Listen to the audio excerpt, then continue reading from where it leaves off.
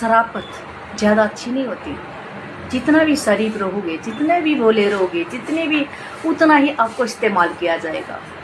आप दिल के अच्छे होंगे, शरीफ होंगे, उतना ही लोग आपको इस्तेमाल करेंगे और कुछ नहीं करेंगे। इसलिए अपने आप को सख्त बनाओ,